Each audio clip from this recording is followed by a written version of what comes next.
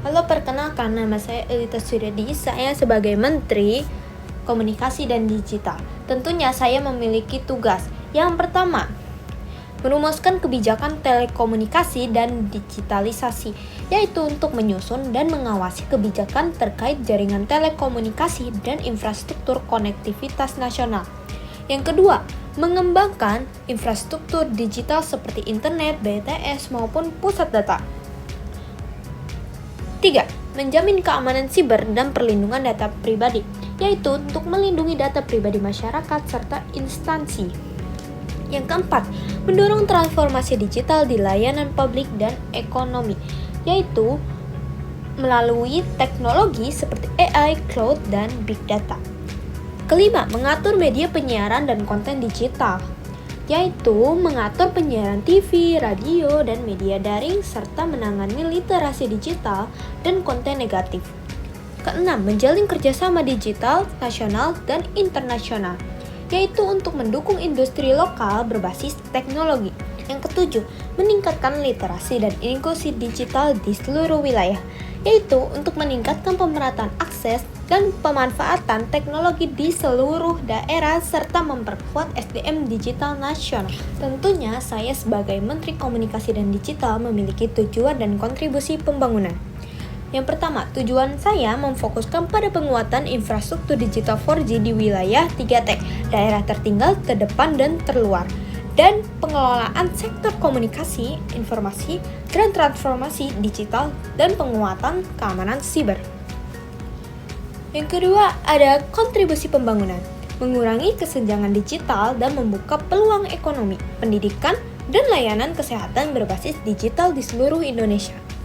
Dan juga menjamin akses informasi yang merata dan berkualitas dengan memastikan seluruh masyarakat, termasuk di wilayah 3T, memiliki akses terhadap informasi publik dan media yang akurat. Nah, saya akan menjelaskan rencana anggaran pengeluaran.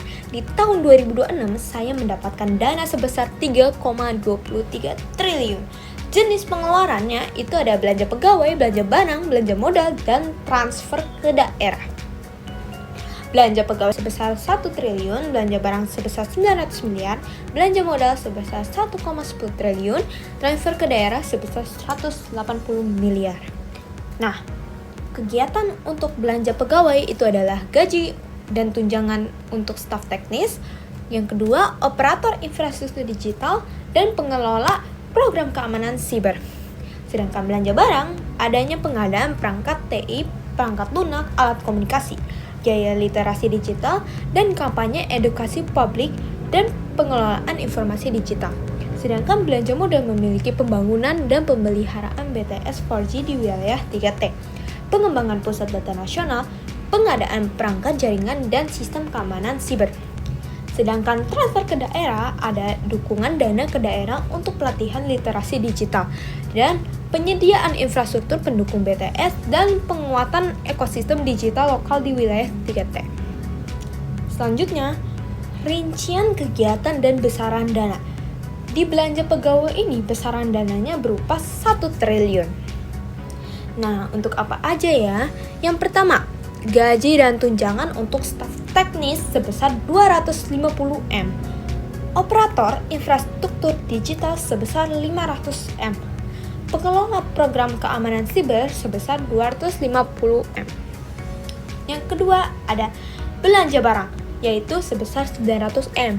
Ini dibagi menjadi 3. Yang pertama, pengadaan perangkat TI, perangkat lunak, alat komunikasi sebesar 450 M.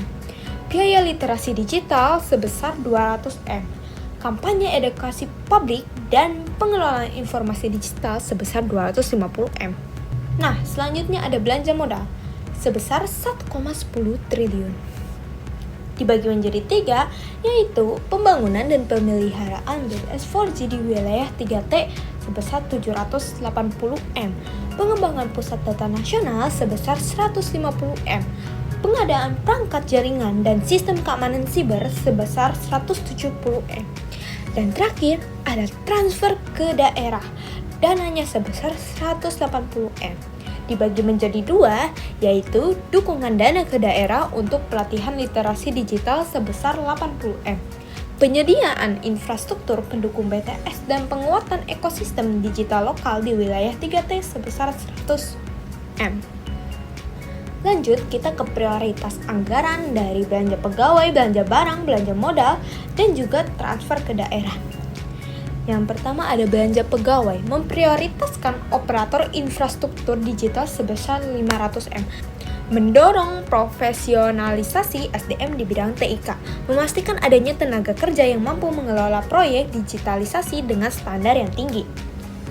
Yang kedua, belanja barang. Kita memprioritaskan pengadaan perangkat TI, perangkat lunak, dan juga alat komunikasi sebesar 450 M.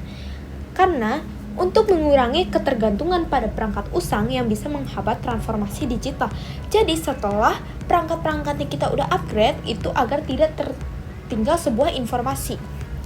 Belanja modal, kita memprioritaskan pembangunan dan pemeliharaan BTS 4G di wilayah 3T sebesar 780 M.